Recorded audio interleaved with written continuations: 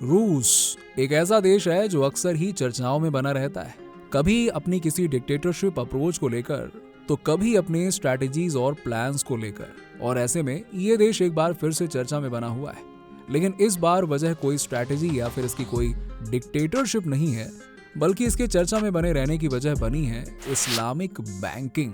जी हाँ, ये वो बैंक्स हैं जो कुरान की तर्ज पे काम करते हैं और कुरान में बताए गए उन नियमों का पालन करते हैं जिसमें किसी भी गलत नियत में इस्तेमाल किए गए पैसों का यूज करना वर्जित बताया गया है, बल्कि गुनाह बताया गया है। तो ये इस्लामिक बैंक भी कुछ इसी तरह से काम करते हैं और किसी भी ऐसे व्यक्ति का अकाउंट अपने वहां पे नहीं खोलते हैं जिसने पैसों को गलत तरीके से अर्न किया हो, यानी कि कमाया हो। और अब ऐसे बैंकों को रूस में मिलने वाली परमिशन से ये बात भी कही जा रही है कि हो सकता है कि आने वाले दिनों में रूस भी एक इस्लामिक कंट्री में बदल जाए। अब इस मामले के पीछे का पूरा सच क्या है, आइए आपको हम आज अपनी इस वीडियो में बताते हैं। रूस कंट्री का ग्लोबल एग्जिस्टेंस अपने आप में अलग महत्व रखता है, जिसका 77% हिस्सा एशिया में जबकि 23% हिस्सा यूरोप में है। जबकि बीते कुछ सालों से यूक्रेन के साथ वॉर के बाद रूस पर यूरोपियन कंट्रीज के द्वारा लगाए गए कई तरह के सैंक्शंस के बाद इस देश की इकोनॉमी काफी हद तक डिसबैलेंस तो हुई है। यूरोपियन कंट्रीज की तमाम धमकियों को नजरअंदाज करते हुए रूस के प्रेसिडेंट व्लादिमीर पुतिन ने अपना युद्ध जारी रखा।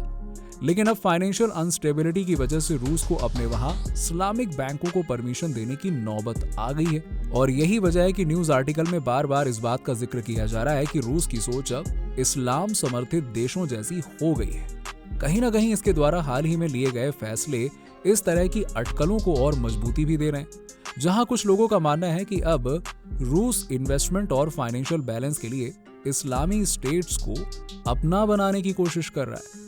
वहीं कुछ लोग ये भी कह रहे हैं कि रूस अब खुद इस्लामिक स्टेट बनने वाला है। अपनी लुढ़कती अर्थव्यवस्था को बचाने के लिए व्लादिमीर पुतिन ने दरअसल अभी जल्द ही इस्लामिक स्टेट से हाथ मिलाया है और अपने देश के लोगों को फायदा पहुंचाने के लिए रूस में इस्लामिक बैंकिंग सिस्टम को लागू करने की परमिशन दी है। इसके बाद से ही वैश्विक स्तर पर इस बात की चर्चा तेज हो गई कि क्या यूरोपियन कंट्रीज से मिले धोखे के बाद रूस अब इस्लामिक स्टेट्स की तरफ अपना कदम बढ़ा रहा है। रूस के इस ऐतिहासिक फैसले के बाद ये भी उन कुछ खास देशों की लिस्ट में शामिल हो गया है जहां के बैंक्स कुरान और हदीस में लिखे कानून पर अपनी बैंकिंग प्रणाली का काम धाम संभालते हैं। वैसे ऐसा नहीं है कि इस्लामिक बैंकों के लिए अपने देश के दरवाजे खोलने वाला रूस पहला देश है, बल्कि इससे पहले भी कई कंट्रीज जैसे कि फ्रांस, जर्मनी, अमेरिका और जापान जैसे देशों ने इस बैंकिंग सिस्टम को अपने यहाँ पे ऑलरेडी मंजूरी दे रखी है। इस लिस्ट में इंग्लैंड जैसे देश भी पीछे नहीं है, जिन्होंने अपने यहाँ इन बैंकों का स्वागत किया है और उन्हें पूरे इस्लामिक रूल्स रेगुलेशंस के आधार पर अपना काम करने की इजाजत भी दी है। वैसे रूस के लिए ये मुद्दा खास इसलिए भी हो जाता है क्योंकि बीते 10 सालों में यहाँ पर इस्लाम धर्म काफी तेजी से फल फूल रहा है और यहाँ पर इस धर्म के लोगों को सरकार का काफी समर्थन भी मिल रहा है। पुतिन के ही शासनकाल में यहाँ पर कई मस्जिद और मदरसों का निर्माण भी करवाया गया है और उन्हें समय समय पर उचित सहायता भी दी गई है। इसीलिए ये मुद्दा एक बार फिर से लोगों के बीच में चर्चा का विषय बन गया है कि अपने देशों में इस्लाम को आर्थिक मजबूती देने के लिए क्या व्लादिमीर पुतिन इस कदम को बढ़ा रहे हैं और इकोनॉमी को संभालते संभालते कहीं ये रूस को भी इस्लामिक स्टेट बनाने के बारे में तो नहीं सोच रहे हैं। और इस वजह से कहीं ना कहीं जितने भी ऐसे देश हैं जिनके लिए रूस किसी मुसीबत की तरह है, इस खबर ने उनकी रातों की नींद गायब कर दी है, क्योंकि वो किसी भी तरह से रूस और इस्लामिक स्टेट की ये बढ़ती हुई नजदीकियां रोकना चाहते हैं। 90 के दशक के बाद ये भी देखा गया है कि रूस ने इस्लामिक स्टेट के साथ अपनी दोस्ती और गाढ़ी की है और तुर्की, ईरान जैसे देशों के साथ रिश्ते मजबूत किए हैं। इस्लामिक स्टेट्स को रूस डिफेंस से लेकर टेक्नोलॉजी तक हर तरह से हेल्प करता आया है और ऐसे ही विचारों का समर्थन करता कहीं ना कहीं इनका पायलट प्रोजेक्ट भी है, जिसमें पुतिन का ये कहना है कि ये इस्लामिक बैंकों को रूस के हर कोने कोने तक पहुंचाना चाहते हैं ताकि वहां की जनता को बिना किसी सूद और ब्याज के पैसे मिल सके। वैसे अगर आप नहीं जानते हैं तो चलिए हम आपको बता देते हैं कि आखिरकार इस्लामिक स्टेट के बैंकिंग प्रणाली और बाकी के बैंकिंग सिस्टम में ये डिफरेंस क्या होता है। दरअसल इस्लामिक स्टेट के बैंक स्पेशली कुरान और हदीस के नियमों पर काम करते हैं, जिसमें यह बताया गया है कि सूद और ब्याज हमारे समाज के लिए बेहद नुकसानदायक है। इस सिद्धांत के अनुसार इस्लामिक बैंक अपना कोई भी पैसा किसी भी ऐसे बिजनेस में नहीं लगाते हैं जो शराब, तंबाकू, जुआ, हथियार और सुअर के मांस जैसे हराम चीजों पर होता है। ये एक ऐसा बैंक है जिसमें ब्याज के बदले हिस्सेदारी दी जाती है और लोगों को डायरेक्ट प्रॉफिट दिया जाता है। ये बैंक अपने कस्टमर्स का पैसा किसी स्कूल या किसी ऐसे डेवलपिंग प्रोजेक्ट्स में इन्वेस्ट करते हैं जिनसे लॉन्ग टर्म पर बेनिफिट कमाया जा सके और अपने कस्टमर्स को उसमें हिस्सेदारी दी जा सके। दरअसल उसके बाद इन प्रोजेक्ट्स में जो भी प्रॉफिट आता है उन्हें सबके बीच में बराबर बराबर उनकी हिस्सेदारी के हिसाब से बांट दिया जाता है। और ऐसा नहीं है कि इसमें बैंक और बाकी प्रोजेक्ट्स इन्वेस्टर्स को उनकी लागत नहीं दी जाती है, बल्कि उन्हें भी उनकी पूंजी और मेहनत का हिस्सा दिया जाता है। अब आप यहाँ पे बैंक की भूमिका एक बिजनेसमैन की तरह भी समझ सकते हैं, जहां आपसे इन्वेस्ट करवाया जाता है और फिर आपको प्रॉफिट में भागीदारी दी जाती है। ये इस्लामिक बैंक अपने नियम कानून को लेकर काफी स्ट्रिक्ट होते हैं, यानी कि सख्त होते हैं।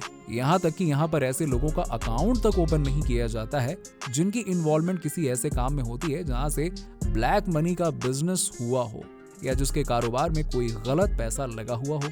इनका ये वर्किंग स्टाइल ही है कि अगर बीते 20 सालों का डेटा उठाकर देखें तो इन बैंकों में उम्मीद से ज्यादा ग्रोथ देखी गई है, जो इनके फेयर वर्किंग सिस्टम और इनकी ट्रांसपेरेंसी को दर्शाता है। और इनकी इसी ग्रोथ को देखते हुए इस्लामिक कंट्री में तो ये ज्यादा ही पॉपुलर हो रहे हैं, लेकिन बाकी और कंट्रीज में भी ये काफी ज्यादा पॉपुलर हो रहे हैं। और बाकी की कंट्रीज यही वजह है कि इन बैंक्स के लिए अपने दरवाजे खोल रही हैं और ऐसे देशों की लिस्ट में अब रूस भी जुड़ गया है। ये दुनिया का इकलौता ऐसा बैंकिंग सिस्टम है जिसमें ब्याज की जगह पे प्रॉफिट में हिस्सेदारी दी जाती है। साथ ही यहाँ पर लोन पर भी कोई इंटरेस्ट नहीं लिया जाता है।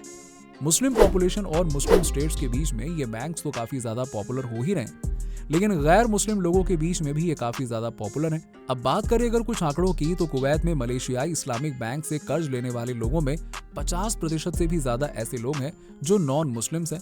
अब अगर आप ये सोच रहे हैं कि ये सच में अगर अच्छा है तो भारत ने इसके लिए पहल क्यों नहीं की, तो हम आपको बता दें कि साल 2009 में कांग्रेस की सरकार में मनमोहन सिंह ने भी इस्लामिक बैंकिंग सिस्टम को इंडिया में शुरू करने के बारे में प्लान किया था, लेकिन उस वक्त इंडिया में धार्मिक दबाव की वजह से यह संभव नहीं हो सका था।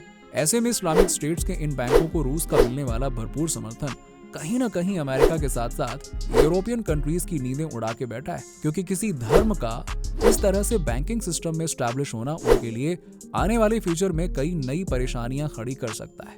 अब फिलहाल के लिए तो भारत में इसका कोई बोलबाला नहीं है, लेकिन इनकी ग्लोबल लेवल पर बढ़ती डिमांड को देखकर ये कहना गलत नहीं होगा कि नियर फ्यूचर में भारत को भी इन बैंकिंग सिस्टम को अपनाना पड़ेगा, क्योंकि कुछ दिनों पहले दिल्ली की एक एसेट मैनेजमेंट कंपनी ने सेबी से इस्लामिक म्यूचुअल फंड लॉन्च करने के लिए संपर्क किया था। इसीलिए अगर नियर फ्यूचर में इंडिया में भी इस्लामिक बैंकिंग सिस्टम लागू हो जाता है तो हमें इस पे कोई बहुत आश्चर्य नहीं करना चाहिए। और ये भारत के मुसलमानों के लिए एक अच्छी खबर भी होगी, क्योंकि यहाँ के मुसलमान शरीयत के हिसाब से बैंकिंग सिस्टम का इस्तेमाल कर सकेंगे। उम्मीद है कि हमारे द्वारा दी गई जानकारी और इस्लामिक स्टेट के बैंकिंग सिस्टम की कार्यप्रणाली को आपने बखूबी समझ लिया होगा। अब ऐसे में क्या भारत में भी इस्लामिक स्टेट की यह बैंकिंग प्रणाली खोलनी चाहिए या फिर नहीं? आप हमें कमेंट सेक्शन में इसका जवाब जरूर दीजिएगा।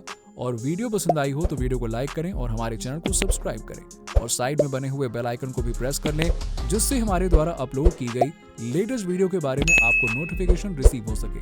आज के लिए बस इतना ही। मिलेंगे आपसे हमारी अगली एक और नई अमेजिंग वीडियो के साथ। तब तक के लिए धन्यवाद।